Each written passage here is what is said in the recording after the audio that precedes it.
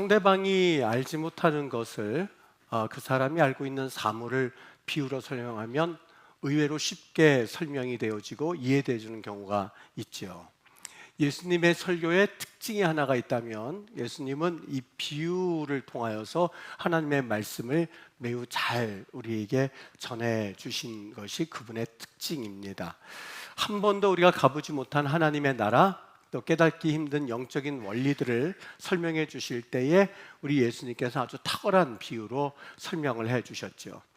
이를테면 우리 하나님께서 설명하신, 우리 주님께 설명하신 비유 가운데에 이른 양의 비유, 또 돌아온 탕자의 비유, 포도나무의 비유, 이런 것들은 영적인 깊은 진리들을 우리에게 좀 쉽게 설명해 주신 비유 설교입니다. 그런데 이러한 용도로만 쓰여진 것만은 아니죠.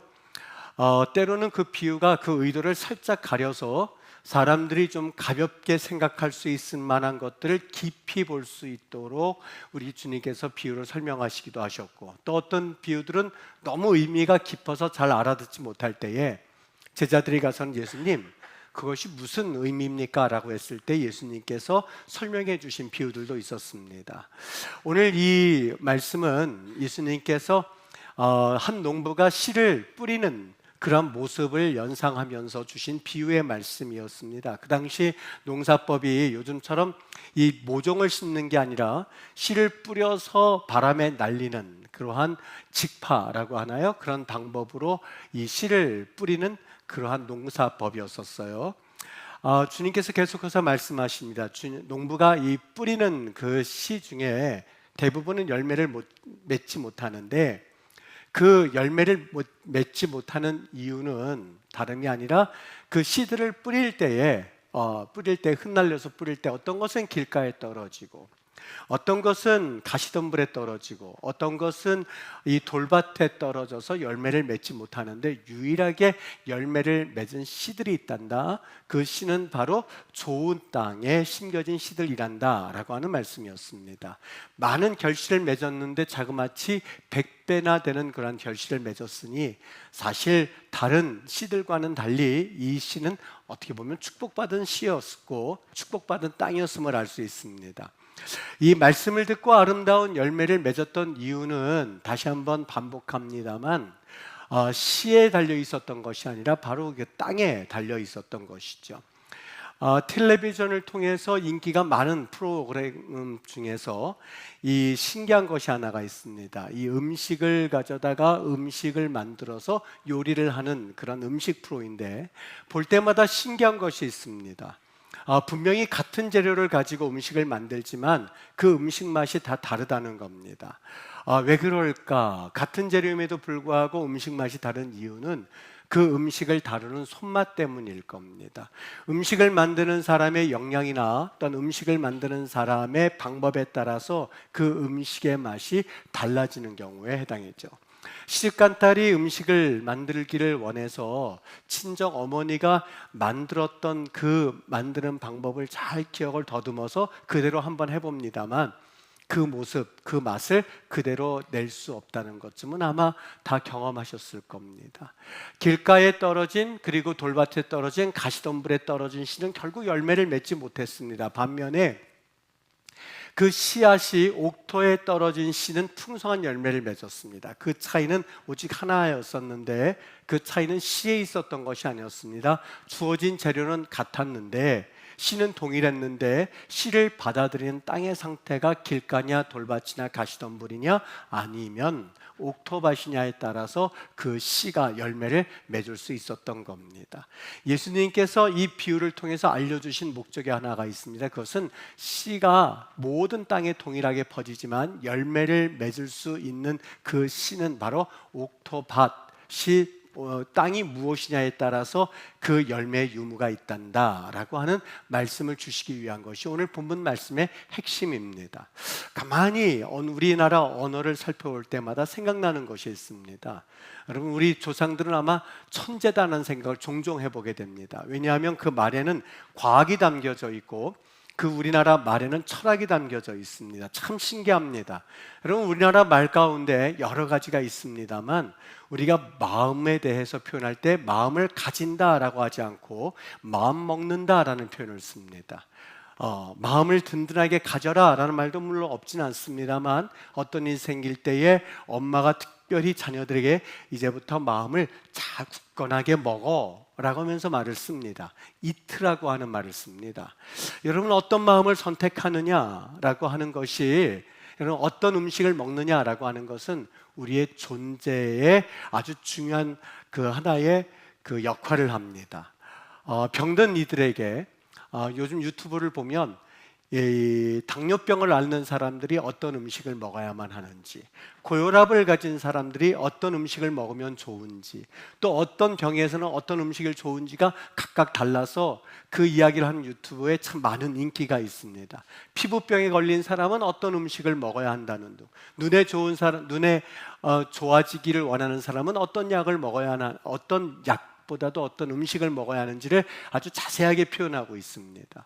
여러분, 그 음식을 먹느냐, 어떤 음식을 먹느냐라고 하는 것은 우리의 존재의 방향과 그 삶의 이 건강을 결정짓는다는 것이죠. 여러분, 마음을 먹는다라고 표현합니다. 마음을 먹어라, 굳게 마음을 먹어라라고 합니다. 무슨 뜻일까요? 삶을 지탱할 에너지를 의식적으로 선택하라 의미를 내포하고 있어서, 어떤 마음을 먹느냐, 어떤 마음을 품느냐에 따라서 우리의 바라보는 방향이 달라지고 초점이 달라지고 보이는 것과 보이지 않는 것이 달라진다고 하는 사실을 담아내고 있었던 것이죠.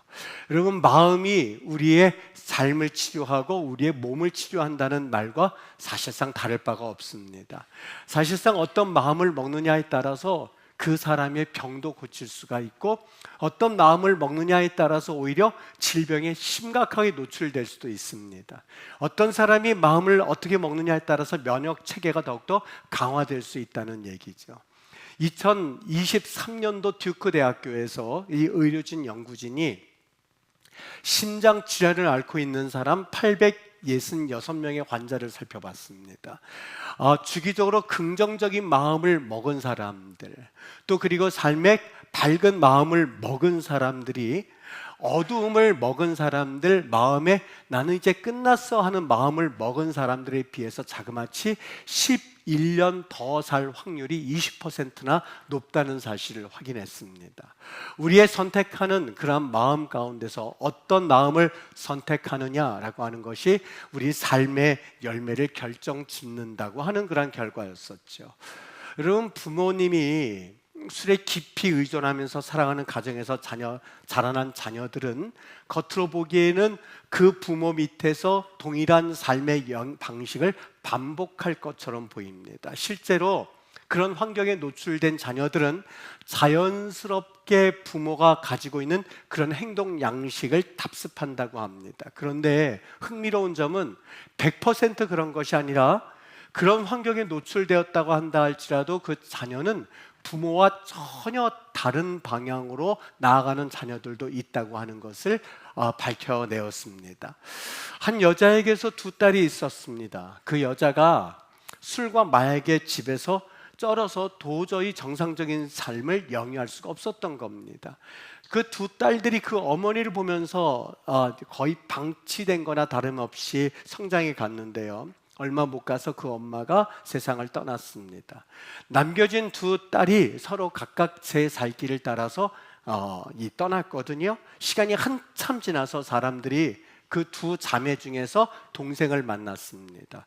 그녀가 생전에 자기 어머니의 모습과 똑같더라는 거예요. 사람들이 놀라서 그 자매에게 말합니다. 어떻게 그렇게 살 수 있어? 하면서 안타까운 마음으로 그 동생을 쳐다봤어요. 그랬더니 그 동생 자매가 이렇게 대답을 하더랍니다.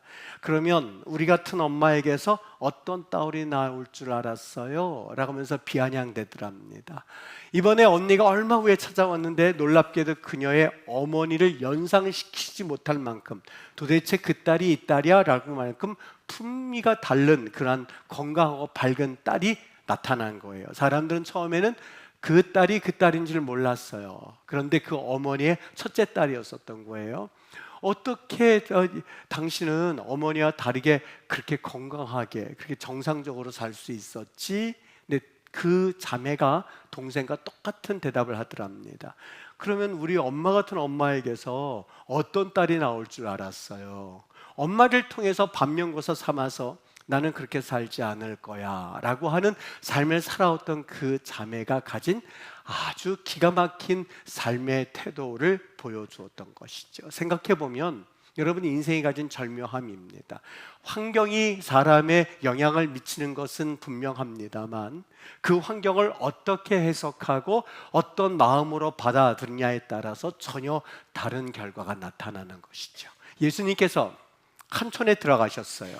바리새인들이 예수님 앞에 모여들었어요. 기적을 행하시는 것을 보면서 수많은 하나님의 놀라운 이적들을 행하시는 걸 보면서 그들이 놀랍고 기쁘고 감사함으로 대한 것이 아니라 예수님께 아주 기가 막힌 질문을 합니다. 예수님, 가이사에게 세금을 내는 게 맞습니까? 안 내는 게 맞습니까? 예수님, 7 형제가 있었는데 그 형제가 하나하나 죽다가 그 한 명의 여자를 다 취하면서 차례차례로 있다가 죽었습니다. 하늘나라에 가면 누구의 아내가 되겠습니까? 자신들은 하느님 나라가 있다는 것을 믿지도 않으면서 예수님께 대하여서 어떻게든지 곤란하게 만들기 위해서 질문을 던졌던 겁니다. 실생활에서는 전혀 일어날 법하지 않았던 문제를 들어서 예수님을 어떻게 해서든지 간에 시험에 빠뜨리려고 하는 마음을 먹은 사람들은 예수님의 기적과 이적 앞에서 그들은 전혀 하나님 나라를 상상조차 하지 못했습니다.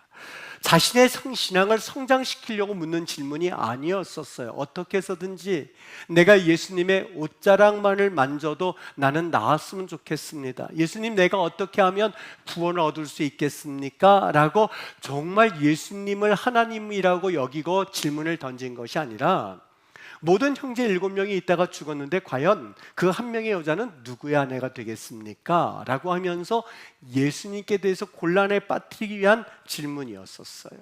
여러분, 예수님의 기적은 모든 씨와도 같습니다. 열매를 맺기 위해서 예수님이 뿌려댔는데 그 씨가 뿌려진 밭이 무엇이냐에 따라서 그들은 전혀 다른 결과를 가져오게 되었던 것이죠. 예수님이 비유를 통해서 말씀을 합니다.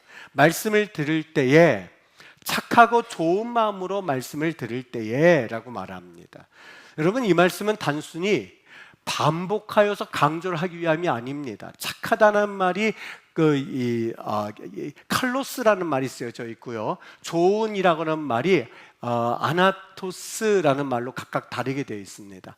이 칼로스라고 하는 말의 의미는 뱀에 꼬여져 있는 것과는 정반대되는 걸 말합니다.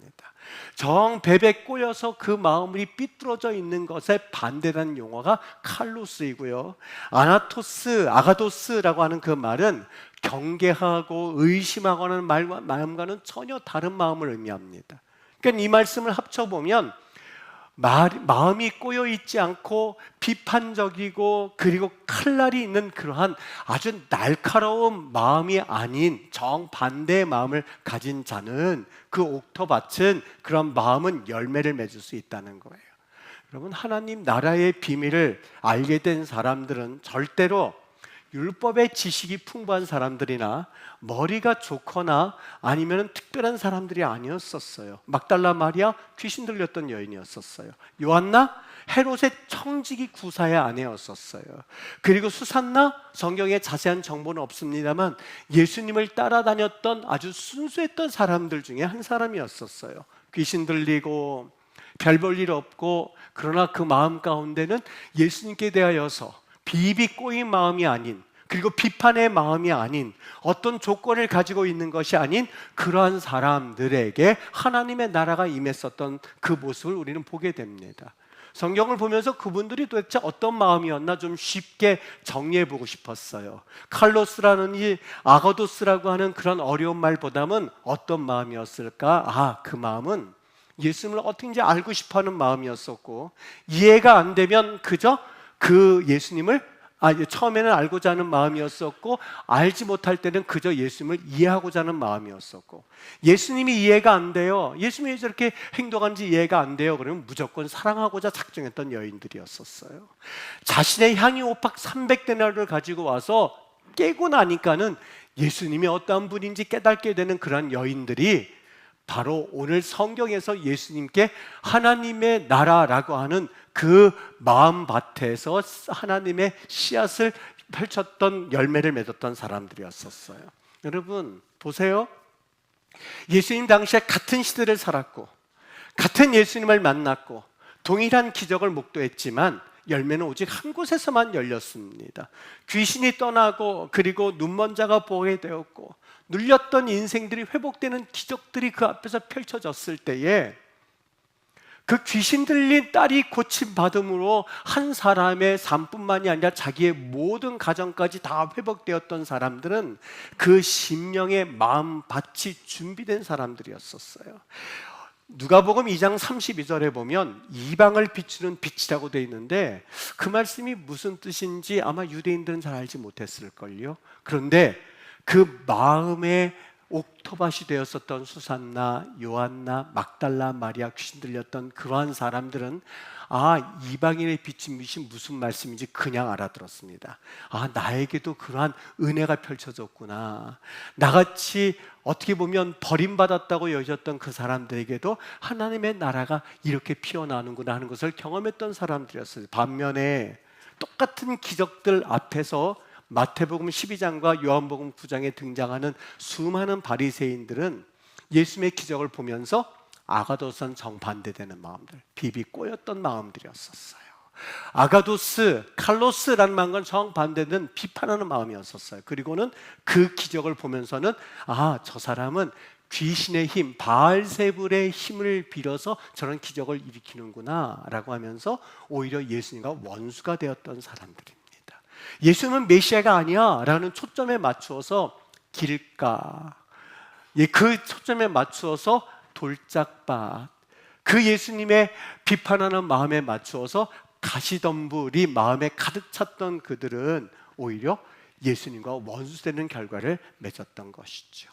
여러분 오늘 본문의 말씀이 우리 예수님께서 말씀을 주실 때에 너무 명확하지 않습니까? 주님의 뿌렸던 말씀들과 기적들은 누구에게나 다 동일하게 그 씨앗들은 펼쳐졌습니다. 그런데 그 씨앗들이 어디에 떨어지느냐에 따라서 열매를 맺고 맺지 못함의 여부가 갈려졌던 것이죠. 이스라엘은 참 비가 귀한 땅입니다. 그래서 9월달, 10월달 되면 비가 기다려지고 있다가 비가 내리면 얼마나 감사한지 사람들이 환호를 하면서 바깥으로 나옵니다. 우리는 비를 맞지 않기 위해서 여러 가지 우비도 쓰고 우산도 씁니다만 그들은 비가 내리는 10월달 되면 막 두 손을 펼치면서 비를 맞으면서 빙글빙글 손을 잡고 춤을 추는 유대인들을 종종 봤습니다. 여러분 비가 내릴 때에 하나님께서 공평하게 비를 내려주실 때에 만일 내가 그 비가 내림에도 불구하고 우산을 쓰면 절대로 비는 맞을 수가 없습니다. 모든 사람들에게 공평하게 비를 내려줄 때에 내가 우산을 쓰고 있으면 비를 맞지 않는다는 것은 바로 오늘 우리에게 주신 씨 뿌리는 비유의 핵심적인 말씀입니다. 어느 목사님이 이 고등학교 3학년 때 경험한 일을 이 마음 아파하면서 간증한 그런 내용이에요. 하루 늦게 일어나서 지각을 하게 됐어요. 얼마나 짜증이 납니까? 어저께 분명히 어머니가 늦게까지 뭔가 심각하게 고민을 하면서 기도하던 것을 자신도 봤거든요. 자신이 먼저 잠자리에 자고 어머니가 그 일 때문에 일찍 일어나지 맡으셨나 보다 하는 것을 마음 가운데는 알고는 있었어요. 그런데도 막상 이 지각을 하니까 너무 짜증이 난 모양이에요. 어머니에게 화를 퍽퍽 내고 학교로 가기 위해서 뛰어가는데 어머니가 늦게 일어났지만 도시락 싸는 것을 얼른 들어서 아들에게 전달해 주려고 버스 정류까지 뛰어갑니다. 아들이 저 멀리서 머리 산발을 하고 옷과 신발을 잘 챙겨 입지도 않은 어머니가 도시락을 뛰고 오니 그 고등학교 3학년 그 친구가 어머니를 보면서 한번 얼굴을 돌리고서는 휙 돌려서는 버스에 올라탔습니다. 어머니가 버스 정류장에서 이렇게 아들을 쳐다보는 것을 보면서 쳐다도 보지 않고 그 버스를 타고 학교를 갔습니다. 시간이 되어서 그 학생이 목회자가 되었는데 나중에 고백하는 말입니다. 그 어머니가 밤새도록 고민했었던 이유는 바로 이혼 동의서에 도장을 찍어야 되느냐 말아야 되는 심각한 고민거리에 있었다는 것을 나중에서 알게 되었습니다. 여러분, 그 고등학교 3학년 그 친구가 현재는 목사님이 되었지만 만일 그 마음에 어머니가 저렇게 되었었던 것은 어떤 고민거리가 있나 보다, 그 고민거리가 뭘까라고 하면서 그것이 이혼 동의서 때문이었구나 라고 했다면 그런 행동을 펼치지 않았을 거예요. 이해하는 마음이 없었고 사랑하는 마음이 없었고 거기에는 알고자 하는 마음이 없었기 때문에 사실 그 마음은 길가 돌짝밭 가시덤불이 되어서 전혀 어머니에 대한 그 마음을 이해하지 못했던 것이죠. 여러분, 하나님께서는 우리에게 누구에게나 비를 내려주시기를 원하십니다. 모든 사람이 구원에 이르기를 원하시는 분이 우리 하나님입니다. 그러나 그 하나님의 마음과는 달리 내가 우산을 쓰고 있으면 그 씨앗을 우리는 받을 수가 없습니다. 비를 맞고 싶어도 절대 맞을 수가 없습니다.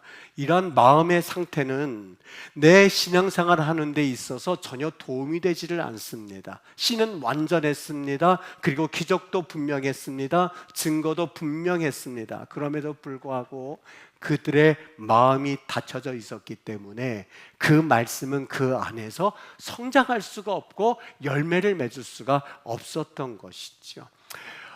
요한계시록에 보면 7교회가 나옵니다. 근데 7교회 중에서 칭찬을 받은 교회는 오직 한 교회였었어요. 데살로니가 교회였었어요.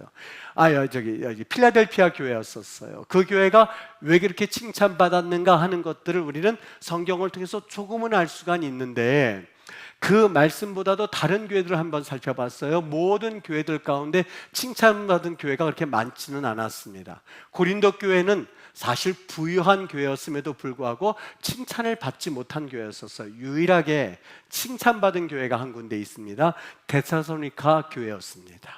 왜 칭찬을 그들이 받았을까? 데살로니가전서 2장 13절 말씀, 내가 하나님께 끊임없이 감사하는 이유가 있는데, 그것은 너희가 하나님의 말씀을 받을 때에 칼로스한 마음, 아가도스한 마음, 사람의 말로 받지 아니하고 하나님의 말씀으로 받음이니, 너희가 사람의 말로 받지 아니하고 하나님의 말씀으로 받음이니, 너희들이 비비 꼬인 마음이 아닌, 그리고 비평하는 마음이 아닌 하나님 앞에서 하나님 말씀으로 받음이니 그 말씀이 너희 믿는 자 가운데서 역사하느니라 라고 칭찬받았던 교회입니다. 여러분, 우리 선지자 가운데에 도대체 하나님이 왜 저렇게 칭찬하셨을까 하는 선지자가 있죠. 사무엘 선지자입니다. 사무엘 선지자가 물론 하나님 앞에 기도하는 선지자인 건 알 수 있는데, 도대체 하나님이 왜 그토록 사무엘을 높이 여기셨을까? 너를 존귀 여기는 자에게 내가 너를 존귀 여길 것이고 너를 업신 여기는 자는 내가 업신 여길 것이라는 그런 기가 막힌 은혜를 경험하였을까? 도대체 그 이유가 무엇일까? 하나님께서 그를 부르실 때에 엘리 제사장은 하나님의 말씀을 받을 수 있을 만한 마음밭이 아니었었어요. 돌짝밭이었고 가시덤불 마음이었었고, 그리고 이 길가에 뿌려진 마음이었었어요. 그런데 이 사무엘만큼은 하나님께서 말씀하실 때에 주여 내가 여기 있나이다 라는 마음을 가졌던 자가 사무엘이었었어요. 여러분, 다윗을 보세요. 다윗만큼 천인 공노할 범죄를 지은 사람이 어디 있어요? 하나님이 그렇게 은혜를 받았음에도 불구하고 자신의 참모의 손녀딸을, 그 가정을 무너뜨리는, 어떻게 보면 그런 범죄자가 없어요. 그럼에도 불구하고 하나님께서 그를 우리 하나님 보시기에 다시 그 마음 가운데에 받아들이신 그 하나님의 마음을 이해할 수가 없습니다. 도대체 왜 그랬을까? 우리 하나님이 다윗을 보면서 그 마음의 중심을 본다고 그러셨어요. 어떤 마음이요? 그가 범죄를 짓고 나서 그냥 단순히 하나님 잘못했습니다가 아니에요. 시편 51편에 보면 하나님 내 마음을 새롭게 창조하소서 그럽니다. 봐라라는 말을 씁니다. 하나님, 나 같은 마음 가지고서 무슨 내가 하나님의 일을 한다는 겁니까? 하나님, 나 같은 마음을 가지고 내가 무슨 하나님의 자녀라고 일컬을 수 있단 말입니까? 하나님, 내가 눈물로 침상을 띄우니 내 마음을 싹 갈아 엎으소서. 하나님, 나는 신약 성경의 표현으로 말한다면 하나님, 내가 나된 것은 오직 하나님의 은혜이오니 내가 주 안에 하나님이 내 안에 있게 하셔서 하나님 나를 새롭게 하옵소서라는 표현입니다. 하나님 내 마음을 새롭게 창조하소서라고 말하는 그 모습을 보면서 우리 하나님이 그의 죄를 기억도 아니하시고 새롭게 그를 통하여서 열매를 맺게 하시는 장면을 볼 수 있는 것이죠. 여러분 주님의 이름으로 축복합니다. 하나님의 말씀은 능력이 있으셔서 우리의 영과 혼과 골수를 쪼개기까지 하는 하나님의 능력의 말씀인 줄로 믿습니다. 이 말씀은 생명을 얻게 될 것이고 이 말씀을 믿으면 가족이 구원을 얻게 될 것이고 이 말씀 가운데 복이 있는 말씀인 줄로 믿습니다. 그런데 이 말씀이 길가에 떨어지거나 이 말씀이 단순히 돌짝밭에 떨어지거나 이 말씀이 가시덤불에 떨어져서 아무런 열매를 맺지 못하는 상관이 없는 하나님의 말씀이 아니라 정말 옥토박 같은 말씀이 되어서 열매를 맺을 수 있는 놀라운 복이 있게 되기를 주 예수 그리스도의 이름으로 축원합니다. 정말 우리 하나님께서 오늘 말씀의 제목처럼 문제는 비가 아니라 우산이라고 하였는데 내 마음의 우산을 다 걷어내므로 하나님의 기적들을 경험하는 그런 믿음의 가정들로 세워질 수 있게 되기를 예수님의 이름으로 축복합니다. 기도하겠습니다.